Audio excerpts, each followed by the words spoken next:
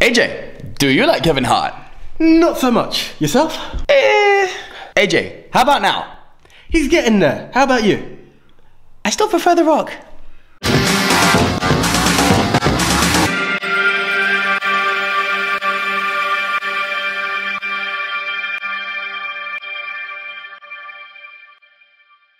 I'm not in. I know, but they think you're in. But I'm not.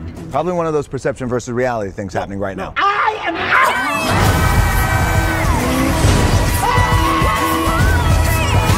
Oh! Which car are we taking? Not that one. Oh my God. Oh God. Oh! You chose to be an international CIA spy. Because I don't like bullies. You were like Jason Bourne and George. Did you see that, Mom? I did the thing! I did the thing, Mom! Yeah! Yeah!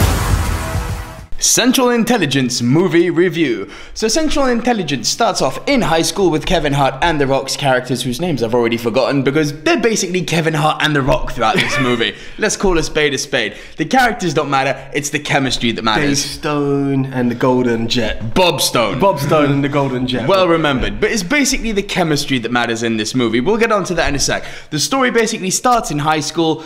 Kevin Hart's character, the Golden Jet, is essentially just the Mr. Everything. Mr. Everything. He's the guy you want to be in school. And The Rock is the bullied fat kid. And this is an important element of the movie because the movie deals with bullying really, really well throughout. But basically, they grow up. It turns out The Rock now works for the Central Intelligence and Kevin Hart is just an accountant. Just standard accountant. Just standard accountant. He's not the Golden Jet anymore. They meet. Kevin Hart gets wrapped into this big, very convoluted story. Like, really convoluted. But you know what keeps the movie going? The chemistry.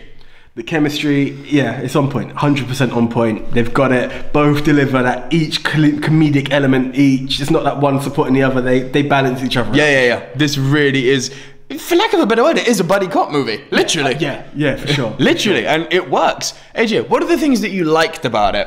You mentioned it. What I liked at first was there's the arc of Bob Stone's character at first. You know, he's the bully kid. He's now pumped up. He's gone out there. It's a fact of, you know what?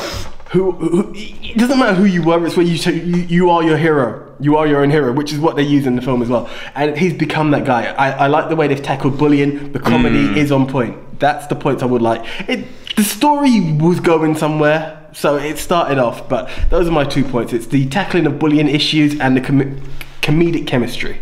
Unsurprisingly, it's not going to be that different for me. Kevin Hart has never been someone, I know there's a huge fan base out there, but he's never been someone who's made me go, wow. You know, in that terms of African American artists, he's never been on the same point for me as like a Chris Rock or like an Eddie Murphy.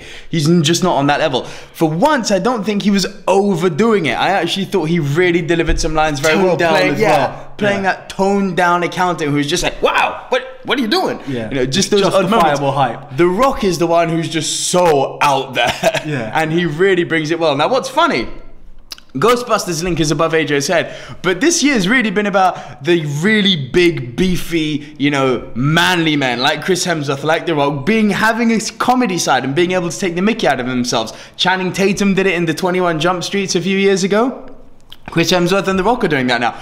And I think this is working brilliantly. The Rock, hands down, was my favorite thing about this movie. You just can't hate The Rock. He's so damn likable. For sure, but again, I will counter on the fact of, I kind of know what, being the fan that I am, I know what Rocky delivers. Yeah. For me to not have this, it's not that I hate Kevin Hart, understand this, it's not that I hate Kevin Hart, but I've always found him a bit too overexcited, a bit too exaggerated. As you said, he delivered more, it was realistic. His expectations matched the situations, and that's like, okay, yeah, this is good, and that's what helped the chemistry. Things you didn't like?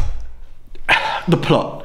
The plot got to me to make two of us. The plot got to me to a point of, okay, I understand it. Then it's like, okay, you're going with a twist, okay. And then you're like, and then you get parts where it's slightly dragged. You just felt like, okay, really? Move on now. Move on. We've got the point. You're trying to stretch the comedy a bit too much now. Let's just move on with the story. And that's the point where you get it. And by the end, you're kind of like, just finish it. And even then, once it is all wrapped up, you're like, where are we? Yeah, it's like, where are we? And then that was my downfall to it. Again, not dissimilar to you. The plot, I thought they tried to throw a very, very loose whodunit or who's the guilty partner guessing game into this buddy cop movie. Do you know the thing that I really didn't like on top of that though? I'm going to go on a tangent here quickly. When you've got movies like a Captain America Civil War, where you are literally globe-trotting for the whole movie, one scene to the next, then I don't like the way they fonted it, but they put up in big Berlin, Frankfurt, everywhere. You were going, Nigeria, Lagos, you were going all over the world. So you needed that indication of where you were. This movie, they were just like, oh, we're going to go get a plane. Cut to. Then there's a little fonting that comes out. Lerner Airfield. It's like, we can see. We can see it's an airfield. Yeah. Like, we're not dumb. Yeah. Like, cut to CIA secret headquarters. I'm like, we can see. It's really not necessary to tell us. I mean, the movie does treat the audience a bit like it's stupid, and at times the comedy gets into that domain too. Good thing is it never resorts into fart jokes a la Teenage Mutant Ninja Turtles. The comedy keeps a certain level of decency, yeah. But there's a few moments where, again, it feels forced. The comedy is good for most part, but it does feel forced in some parts.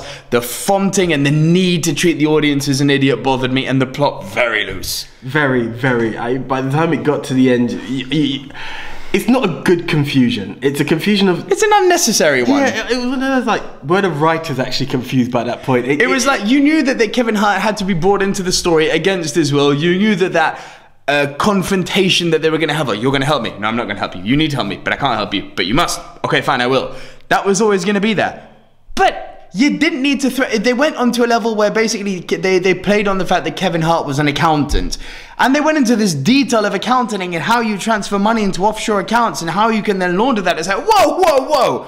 This is too much thinking for me here. I'm in a very, very not using my brain, laugh out loud comedy movie. This is too much.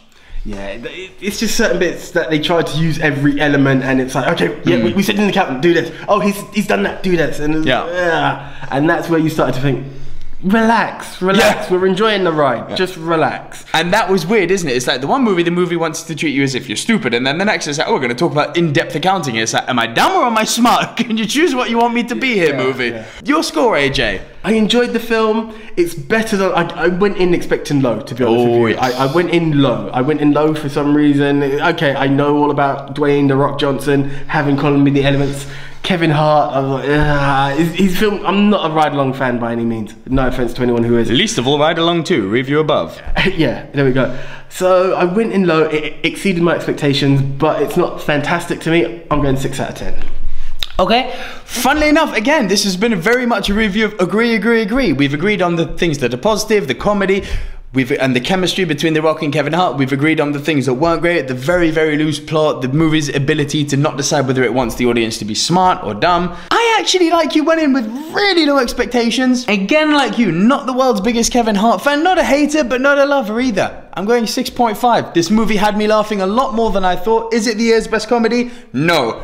That accolade goes to Deadpool without question. Let's go over to you guys. Have you seen Central Intelligence? I'm sure if you're in the US, you've probably seen it by now. I know we're coming to you a bit late with this one, but you know what? Better late than never. We're getting it out there. So do you guys agree with our scores? And what's your favorite Kevin Hart movie? And what's your favorite Dwayne The Rock Johnson performance? People's elbow for you all. Hey, at people's elbow, just to go through it as well. Yeah, those are the questions, but guys, please do comment below with those. In fact, if you don't want to comment there, or you haven't got a YouTube account, Facebook, Twitter, Instagram, we'd love to hear from you. You'll see the thumbnails, you'll see the pics. Just go ahead and comment below, please. Do share it with your friends, let them know what it's about. What we're doing here is to discuss with you guys, what do you enjoy about films, what do you not enjoy about the films, even possibly entice you into a film. That's what we are. We are the Silver Screen Dudes, Monday through Saturday, delivering news, entertainment, and everything all related to film. So until the next time, I'm Anthony Jordan. I'm Nico Lurot. Signing out. See ya.